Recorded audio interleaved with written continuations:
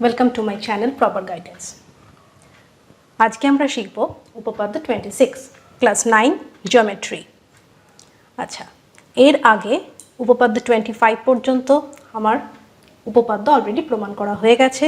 যারা আমার ক্লাসে আজকে নতুন তারা প্লিজ আগেরগুলো একটু দেখে নেবে, দেখে নিলে এটা বুঝতে সুবিধা হবে। আর যারা রেগুলার ক্লাস করো তারা তো দেখবেই। ওকে, তো আজকে আমরা শিখব উপপাদ্য 26। আমার একটা ইন্ট্রোডাক্টরি ক্লাসে উপপাদ্য প্রমাণ করার যে স্টেপগুলো আছে সেটা ইন ডিটেলস আলোচনা করা আছে।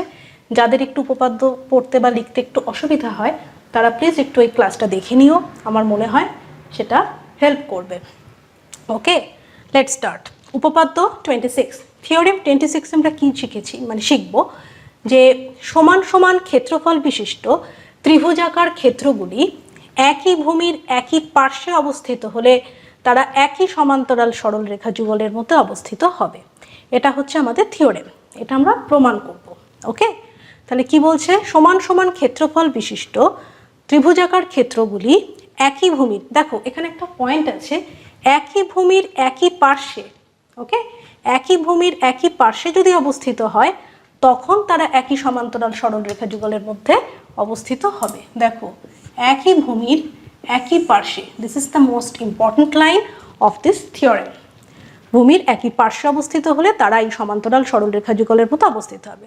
চলো, আমরা শিখেছি যে প্রথমেই লিখতে হয় কি, প্রদত্ত। প্রদত্ত মানে কি, যেটা আমাকে দেওয়া আছে, যেটা এই হেডলাইনে যেটা দেওয়া আছে।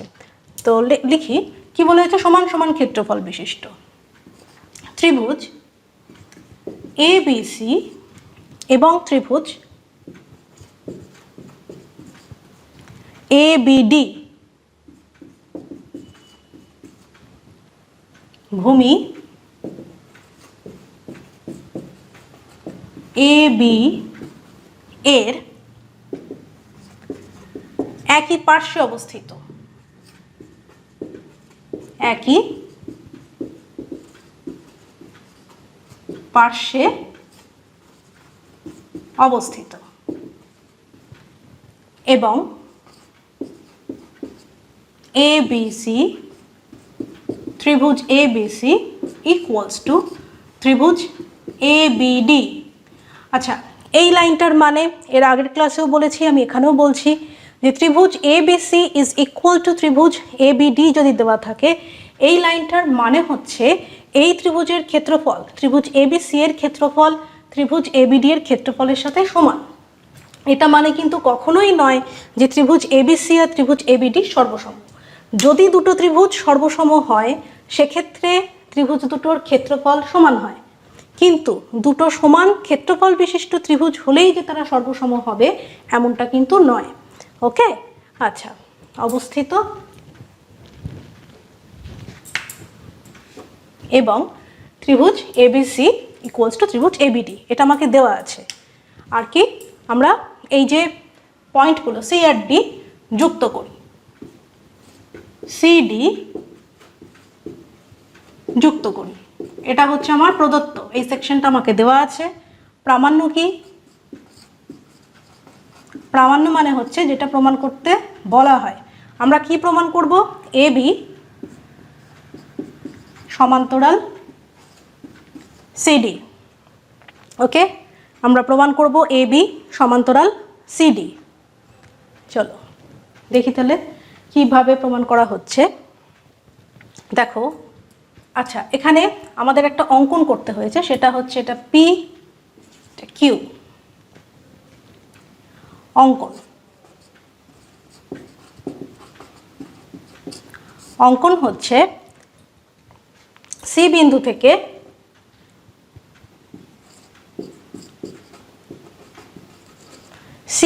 থেকে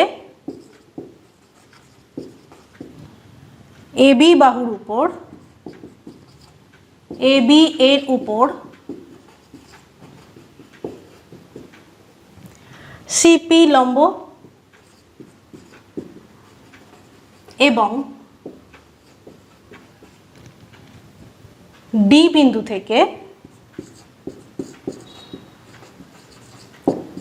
ডি বিন্দু থেকে এবি বাহুর উপর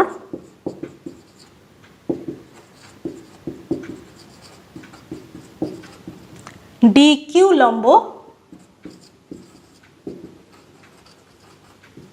অঙ্কন করি।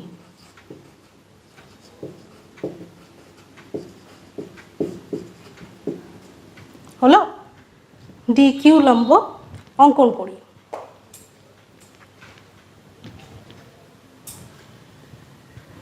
আচ্ছা, এবার দেখো প্রমাণ থেকে দেখো, তাহলে এই যে ত্রিভুজটা এ বি সি, এই ত্রিভুজের লম্ব হচ্ছে সিপি, আর ত্রিভুজ এ বি ডি এর লম্ব হচ্ছে ডিকিউ। তাহলে প্রমাণ আমরা এখানে লিখি। প্রমাণ,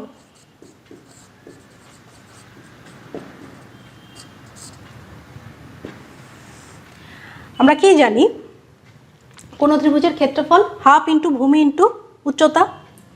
তো ত্রিভুজ এ বি সি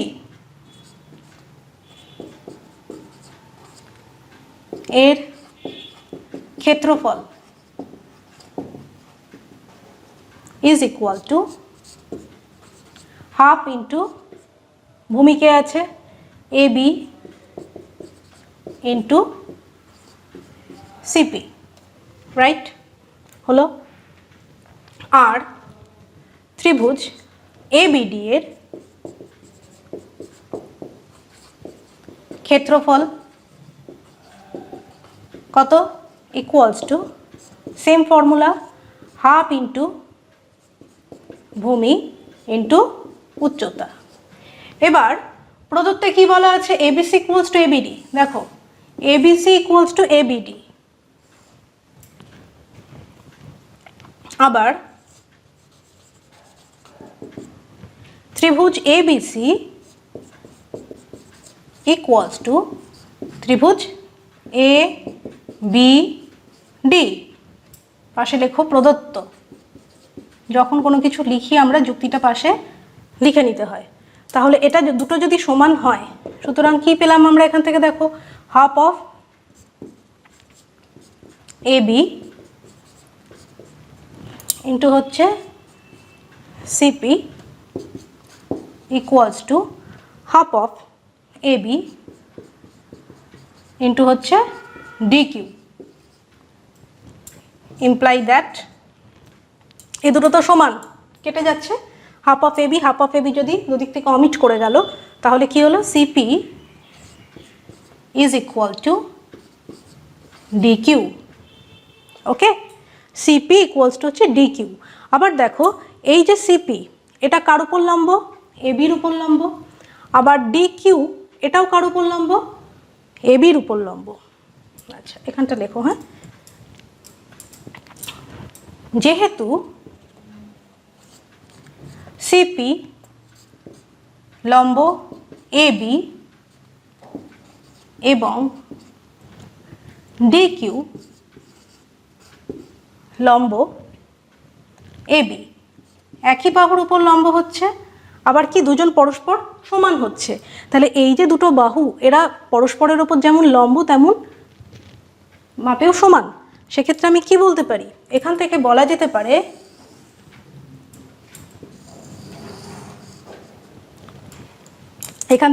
যেতে পারে এ দুটো বাহু সমান, লম্ব, তার মানে কি এটা এটা সমান হচ্ছে। সমান ও সমান্তরাল, লম্ব মানে কি পরস্পরের সমান্তরাল। সুতরাং পি কিউ ডিসি বা সিপি কিউডি, সিপি কিউডি চতুর্ভুজের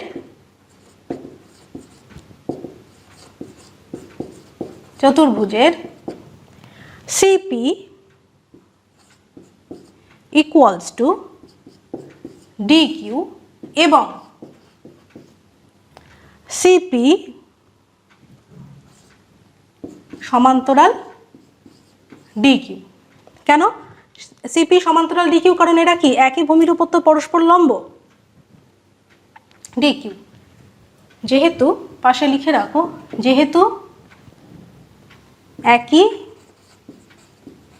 ভূমি এবির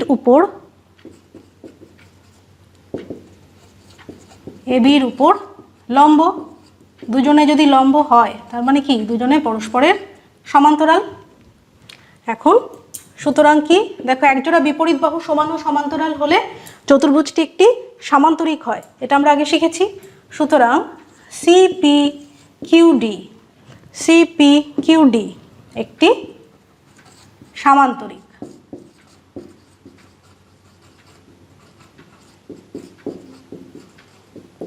এটা যদি সামান্তরিক হয় তার মানে কি সিডি সমান্তরাল পিকিউ, সিডি সমান্তরাল পিকিউ। তাহলে কি বলেছি এবি সমান্তরাল সিডি, তাহলে পিকিউ এর সমান্তরাল যদি সিডি হয় তার মানে কি সিডি সমান্তরাল পিকিউ, মানেই তো পিকিউর বর্ধিতাংশ কে এবি, তাহলে সমান্তরাল হচ্ছে এবি, প্রমাণিত।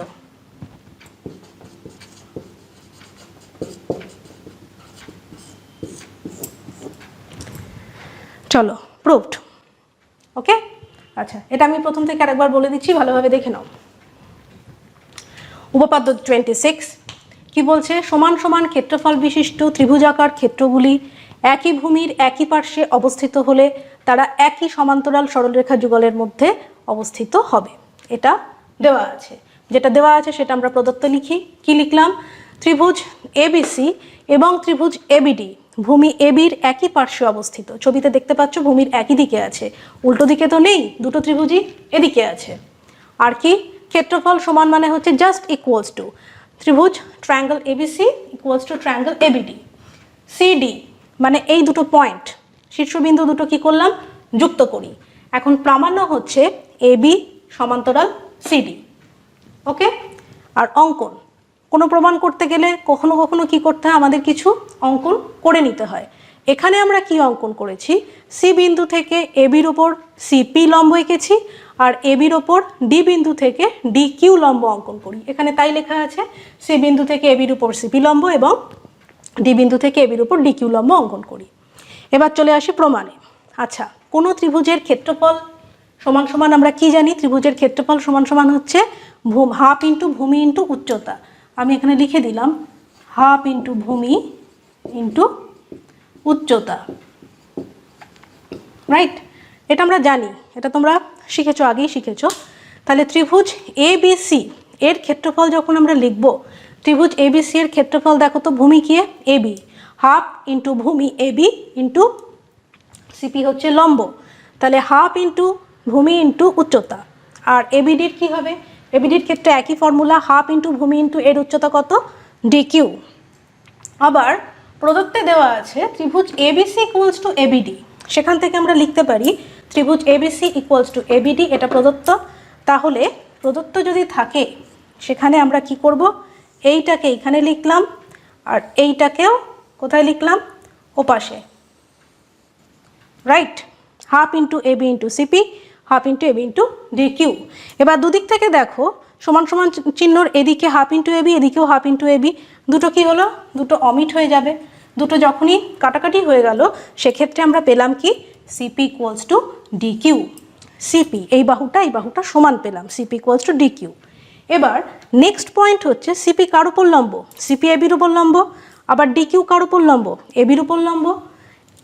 দুজনেই লম্ব, আবার দুজনের দৈর্ঘ্যও সমান। তার মানে কি, তার মানে হচ্ছে সিপি কিউ ডি চতুর্ভুজের CP equals to D Q, আর সিপি সমান্তরাল হচ্ছে ডি কিউ। দুজনেই লম্ব, সেক্ষেত্রে কি হচ্ছে, দুজন সমান্তরাল হচ্ছে, একে অপরের সমান্তরাল, একই ভূমির ওপর লম্ব, আর দৈর্ঘ্যটাও সমান পেয়েছি।